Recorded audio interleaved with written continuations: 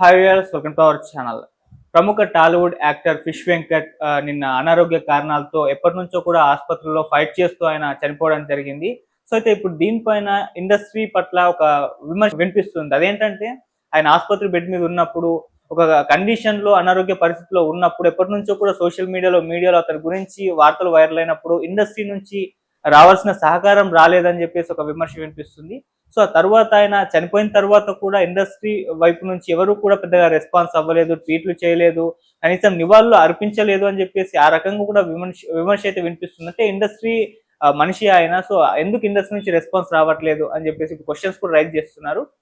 ఇప్పుడు ఇదే అంశం మీద డిస్కస్ చేయడానికి ప్రెజెంట్ మనతో పాటు సీనియర్ ఫిల్మ్ జర్నలిస్ట్ అప్పాజీ గారు ఉన్నారు. వారిని అడిగి తెలుసుకునే ప్రయత్నం అయితే చేద్దాం. సార్ నమస్కారం సార్. నమస్తే ఆదిత్య. సార్ ఫిష్ వెంకట్ ఈ విధంగా ఆసుపత్రిలో ఉన్నారు. అనారోగ్య సమస్యలతో బాధపడుతున్నారు. ఆయనకు ఆర్థిక సహాయం కావాలి అని జెప్పేసి కొన్ని రోజుల నుంచి కూడా గత కొంతకాలం నుంచి కూడా వార్తల్లో, సోషల్ మీడియాలో అంతా సర్క్యులేట్ అయింది. అయితే అవును. దాని పట్ల ఇండస్ట్రీ నుంచి పెద్దగా రెస్పాన్స్ రాలేదు. ఆయనకు సహకారం కావాల్సినంత అందలేదు అని ఒక విమర్శ. హ్మ్. అండ్ ఆయన నిన్న చనిపోయారు. చనిపోయిన తర్వాత కూడా ఇండస్ట్రీ నుంచి పెద్దగా ఎవరు రెస్పాండ్ అవ్వలేదు. కనీసం అవును. నివాళులర్పించలేదు. మామూలుగా ఎవరైనా చనిపోతే ట్వీట్ చేస్తూ ఉంటారు గదా! మరి అవును. అది కూడా జరగలేదు అని అంటున్నారు. అవును. ఎందుకు ఈ విధమైన అవాయిడ్ చేసింది? అంటే ముందుగా ఈ ఫిష్ వెంకట్ అర్ధాంతరంగా మరణించడం అనేది నిజంగా చాలా బాధాకరం. అతను చూస్తే 54, 55 ఏజ్ అని చెప్పి అవును. తెలుస్తుంది. ఈ 50+లో చనిపోవడం అనేది నిజంగా విచారించదగ్గ విషయం. అయితే ఇప్పుడు మనం గమనించినంత వరకు ఫిష్ వెంకట్ చనిపోవడానికి ఆర్థిక పరిస్థితి వల్ల చనిపోలేదని మనకు తెలుస్తుంది. ఎందుకంటే మన తెలంగాణ ప్రభుత్వం నుంచి స్వయంగా మినిస్టర్ వెళ్ళడం జరిగింది. ఈ వైద్యానికి అయ్యే ఖర్చు మొత్తం ప్రభుత్వం భరిస్తుంది అని చెప్పి భరోసా ఇవ్వడం జరిగింది. అక్కడ సంబంధిత వైద్యులతో కూడా మాట్లాడి రావడం జరిగింది. కాబట్టి ఈ వైద్యం సకాలంలో వైద్యం అందక చనిపోవడం అనేది జరిగి ఉండదు. అంటే అప్పటికే ఆరోగ్యం బాగా క్షీణించి అవును. ఉంటుంది. దానివల్ల చనిపోయాడు తప్ప ఈ వైద్యానికి డబ్బులు లేక చనిపోవడం జరగలేదని నాకు అనిపిస్తుంది. అంటే ఈ తాజా పరిణామం చూస్తే. హ్మ్. ఇకపోతే ఇండస్ట్రీ స్పందించకపోవడం నిజంగానే చాలా బాధాకరమైనటువంటి విషయం. ఓకే.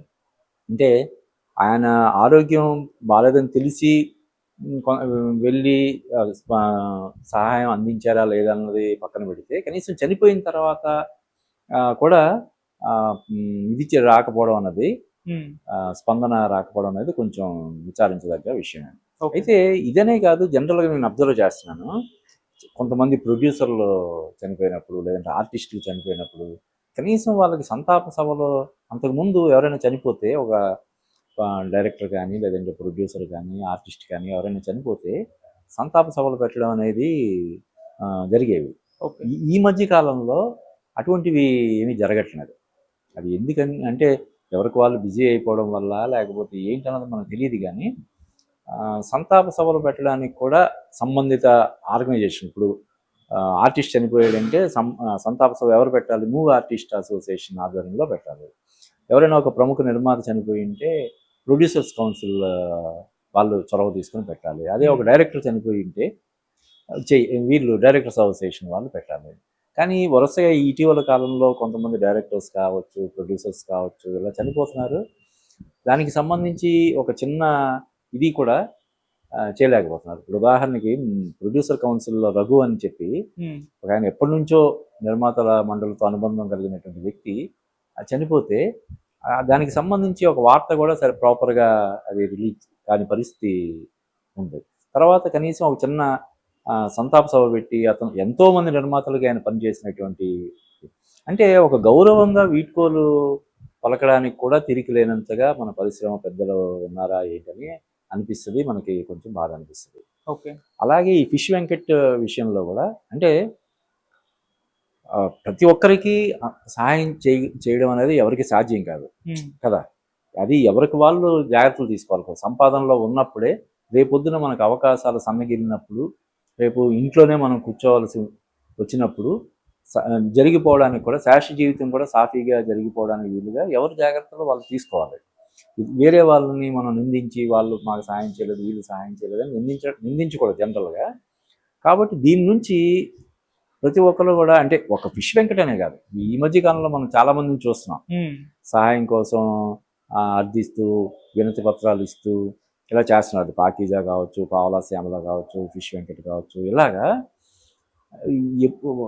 సంపాదన ఉన్నప్పుడే వాళ్ళు రెండు చేతులతోటి సంపాదించుకుంటున్నప్పుడు ఆ సంపాదనలో కొంత దాన్ని జాగ్రత్తగా సేవింగ్స్ పెట్టుకొని తర్వాత కాలంలో వాళ్ళకి అవకాశాలు తగ్గిపోయినా కూడా ఇబ్బంది లేకుండా ఉండేగల జాగ్రత్తలు తీసుకోవాలని చెప్పి ఇప్పుడు ఇవన్నీ కూడా ఇప్పుడు ఎవరైతే ఆర్టిస్టులు ఉన్నారో వాళ్ళందరూ ఆర్టిస్టులు కావచ్చు, డైరెక్టర్ ఎవరైనా సరే ఈరోజు మన దగ్గరికి ఒక 10 లక్షలు 20 లక్షలు వచ్చింది అంటే రేపు కూడా అలాగే వస్తాం లేదు కదా.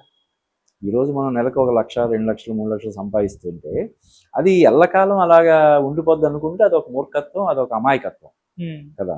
అంటే అలా అని చెప్పి ఇప్పుడు మనం ఫిష్ వెంకట్ మనకు తెలియదు అతను ఆరోగ్యం కోసం ఎన్ని లక్షలు ఖర్చు పెట్టాల్సి వచ్చిందో, ఏ విధమైనటువంటి ఇబ్బందులు పడ్డాడో ఏం మనకు తెలియదు కాబట్టి మనం అటువంటి వ్యాఖ్యానాలు చేయకూడదు. కానీ జనరల్గా మనం అంటే అన్ని తప్పులు మనమే చేసి ఆ తప్పుల నుంచి మనం నేర్చుకోవడానికి మన జీవితం సరిపోదు కాబట్టి ఎదుటి వాళ్ళు చేసిన తప్పుల నుంచి కూడా మనం నేర్చుకోవాలి. అది ఎవరైనా సరే ఓహో మనం జాగ్రత్తగా ఉండాలి, ఇటువంటి పరిస్థితి మనకు రాకూడదు అని చెప్పి ఎవరికి వాళ్ళు జాగ్రత్తగా ఉండాలి. ఈ పరిణామాలు చూస్తే నాకు అదే అనిపించింది.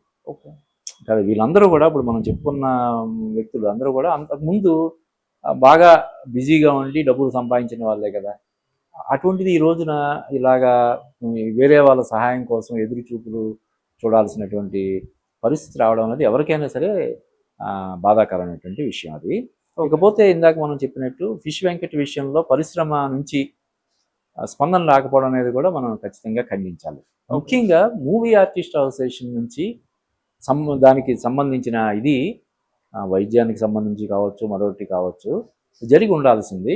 మరి మూవీ ఆర్టిస్ట్ అసోసియేషన్ ఉన్నటువంటి విష్ణు ఈ కన్నప్ప సినిమా బిజీలో ఉండడం వల్ల ఆయన కాన్సన్ట్రేట్ చేయలేకపోయాడు. ఒకవేళ ఆయన కుదరకపోయినా ఆ టీం మెంబర్స్ చాలా మంది ఉంటారు కదా, కమిటీ మెంబర్స్ చాలా మంది ఉంటారు, శివ బాలాజీ కావచ్చు, ఇంకోళ్ళు కావచ్చు, ఎవరికైనా చెప్పి చూడండి ఏం కావాలో ఏంటని చెప్పి ఉండాల్సింది. మరి నిజంగా అది జరిగిందా లేదన్నది కూడా మనకు తెలియదు కదా. అంటే బయటికి ప్రెస్కి రిలీజ్ చేయకుండా వాళ్ళైనా సహాయం కానీ సహకారం కానీ అందించారా అందించలేదన్నది మనకు తెలియదు కాబట్టి దాని గురించి మనం వ్యాఖ్యానించడం కరెక్ట్ కాదు. కానీ ఏదేమైనా కొన్ని రోజులు అంటే కొన్ని లక్షల మందికి సుపరిచితులైనటువంటి వ్యక్తులు ఇలాగ అర్ధాంతరంగా మరణించినప్పుడు, అర్ధాంతరంగానే కాదు ఇప్పుడు ఒక 80+లోనో 90+లోనో కాలధర్మం చెందినప్పుడు కూడా వాళ్ళకి ఒక గౌరవమైనటువంటి వీడ్కోలు ఇవ్వాల్సినటువంటి బాధ్యత ఉంది. అది పరిశ్రమ పెద్దలు ఖచ్చితంగా తీసుకోవాలి.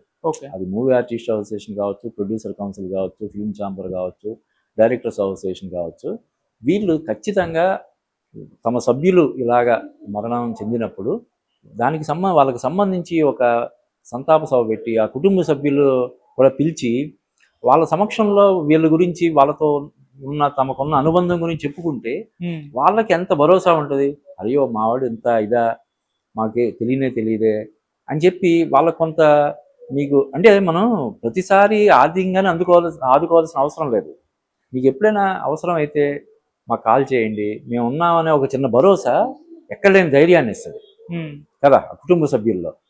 అటువంటి భరోసా ఇవ్వడానికి కూడా మన వాళ్ళు అంత బిజీగా ఉన్నారా అంటే అది నిజంగా బాధాకరం. కావాలని అవాయిడ్ చేస్తారు లేకుంటే కావాలని అవాయిడ్ చేయడం ఉండదు. దానికి ఎవరో ఒకరు చొరవ తీసుకునే వాళ్ళు ఉండాలి. అయ్యో పాపం ఇలా చేయాలి అని ఆ సంబంధిత వ్యక్తికి ఎవరైతే చనిపోయారో వాళ్ళకి ఇండస్ట్రీలో ఆయన యాక్టివ్గా ఉన్నప్పుడు ఎవరెవరు సన్నిహితంగా ఉండేవాళ్ళు, క్లోజ్గా ఉండేవాళ్ళు ఐడెంటిఫై చేసి వాళ్ళని పిలిచి ఇదిగో ఈ కార్యక్రమం చేస్తున్నాం తప్పకుండా రావాలంటే వస్తారు. అంటే ఆ చొరవ తీసుకునే వాళ్ళు లేకపోవడం వల్లే ఇటువంటిది జరుగుతుందని చెప్పి నాకు అనిపిస్తుంది. దాన్ని ఖచ్చితంగా ఒకసారి అంటే ఏదో ఒక ఫిష్ వెంకటగానే కాదు చాలా మంది విషయంలో అలాగా జరుగుతుండాలని మనం చూస్తున్నాం.